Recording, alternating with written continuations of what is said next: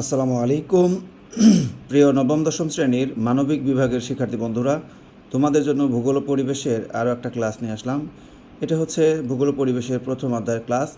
এই ক্লাসে আমি তোমাদেরকে গুরুত্বপূর্ণ কিছু পড়া শেখাবো। চলে আছে মূল পড়ায়। তোমরা মনে রাখবে, ভূগোলের ইংরেজি কিন্তু জিওগ্রাফি, আর পরিবেশের ইংরেজি হলো এনভায়রনমেন্ট। এই যে ভূগোলের ইংরেজি রয়েছে জিওগ্রাফি, এটা কিন্তু দুটো অংশে বিভক্ত, জিও ও গ্রাফি। জিও অর্থ হচ্ছে ভূ বা পৃথিবী, আর গ্রাফি অর্থ বর্ণনা। সুতরাং জিওগ্রাফি অর্থ পৃথিবীর বর্ণনা। পৃথিবীর বর্ণনাকেই কিন্তু এই ভূগোল বলে।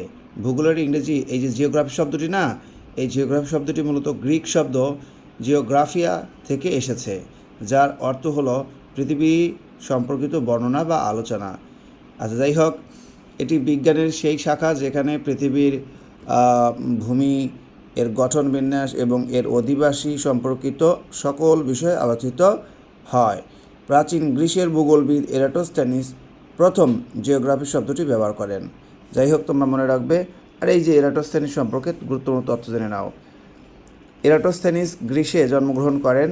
তিনি জিওগ্রাফি শব্দটি সর্বপ্রথম ব্যবহার করেন এবং সঠিকভাবে পৃথিবীর আয়তন পরিমাপ করেন।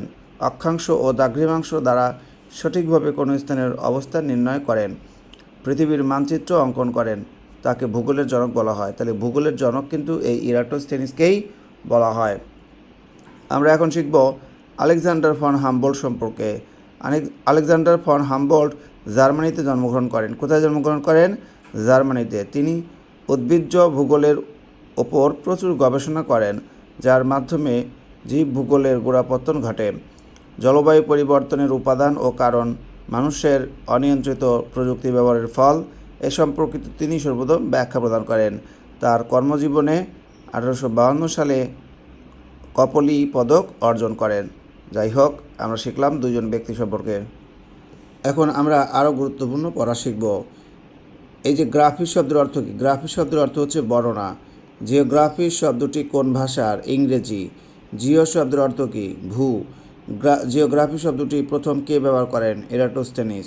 মানুষের আবাসভূমি হিসেবে পৃথিবীর বর্ণনাকে ভূগোল বলেছেন কোন ব্রিটিশ ভূগোলবিদ? অধ্যাপক ম্যাকনি। ভূগোলকে পৃথিবীর বিজ্ঞান বলেছেন কোন জার্মান ভূগোলবিদ? কার্ল রিটার। কোন ভূগোলবিদ বলেছেন ভূগোল হলো প্রকৃতির সঙ্গে সম্পর্কিত বিজ্ঞান? Alexander von Humboldt. মানুষ ও পরিবেশের মধ্যে যে মিথস্ক্রিয়া তার কার্যকারণ উদ্ঘাটন করে কোন বিষয়টি? ভূগোল। আধুনিক ভূগোল শাস্ত্রের প্রতিষ্ঠাতাকে? Alexander von Humboldt. ভূগোলের প্রধান শাখা কতটি? দুটি। ভূগোলের কোন শাখা ভৌত পরিবেশ নিয়ে আলোচনা করে? প্রাকৃতিক ভূগোল। প্রাকৃতিক ভূগোলের কোন শাখা উদ্ভিদের বন্টন নিয়ে আলোচনা করে? জীব ভূগোল। ভূমিরূপের পরিবর্তন নিয়ে প্রাকৃতিক ভূগোলের কোন শাখা আলোচনা করে? ভূমিরূপবিদ্যা। বায়ুমণ্ডলের মেয়াদি আবহাওয়ার ধরন ভূগোলের কোন শাখার আলোচ্য বিষয়? জলবায়ুবিদ্যা। জনসংখ্যা ও তার বৈশিষ্ট্য ভূগোলের কোন শাখায় আলোচনা করা হয়? জনসংখ্যা ভূগোল। এরপর দেখো, আঞ্চলিক বৈশিষ্ট্য অনুসারে ভৌগোলিক বিষয়বস্তু অনুশীলন করে ভূগোলের কোন শাখা? আঞ্চলিক ভূগোল। মডেল ব্যবহার করে প্রমাণিত পরীক্ষা করা হয় ভূগোলের কোন শাখায়? সংখ্যাতাত্ত্বিক ভূগোলে। সমুদ্রকে রক্ষার কৌশল ভূগোলের কোন শাখার আলোচ্য বিষয়? দুর্যোগ ব্যবস্থাপনা। এখানে আরও গুরুত্বপূর্ণ পড়া রয়েছে, এগুলো তোমরা একটু শিখে নাও। জীব সম্প্রদায়ের পারিপার্শ্বিক জৈব প্রাকৃতিক অবস্থাকে পরিবেশ বলে। সংজ্ঞাটি কার? আর্মসের। পরিবেশ বলতে স্থান ও কালের কোনো নির্দিষ্ট বিন্দুতে মানুষকে ঘিরে থাকা সকল অবস্থার যোগফল বোঝায়। ধারণাটি কার? সিসি পার্কের। পরিবেশের উপাদান কয় প্রকার? দুই প্রকার। যাদের জন্ম, মৃত্যু ও বৃদ্ধি আছে তাদের কি বলে? জীব। জীবদের নিয়ে গড়ে ওঠা পরিবেশকে কি বলে? জীব পরিবেশ। গাছপালা, পশু পাখি পরিবেশের কোন ধরনের উপাদান? জীব। আলো, উষ্ণতা, আর্দ্রতা পরিবেশের কী ধরনের উপাদান? অবশ্যই জড়। জড় উপাদান নিয়ে গড়ে ওঠা পরিবেশকে কী বলে? জড় পরিবেশ। পরিবেশ কত প্রকার? দুই প্রকার। প্রকৃতির জড় ও জীব উপাদান নিয়ে কোন ধরনের পরিবেশ গড়ে ওঠে? ভৌত ও প্রাকৃতিক পরিবেশ।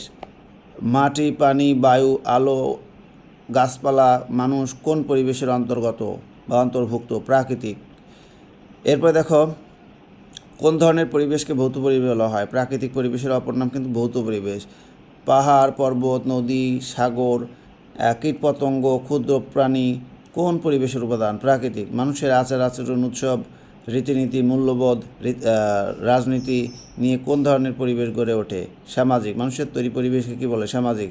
মানুষের শিক্ষা, অর্থনীতি, রাজনীতি কোন পরিবেশের অন্তর্ভুক্ত? সামাজিক।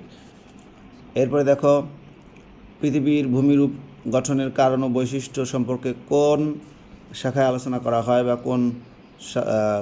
কোন শাস্ত্র আলোচনা করে? ভূগোল। যাই হোক, এগুলো সম্পর্কে তোমরা পড়লেই তোমাদের লাভ হবে শিক্ষার্থী বন্ধুরা। এর পরবর্তীতে এমসিকিউ দিব, অন্যান্য প্রশ্নের আলোচনা করব। সবাই ভালো থাকো, সুস্থ থাকো।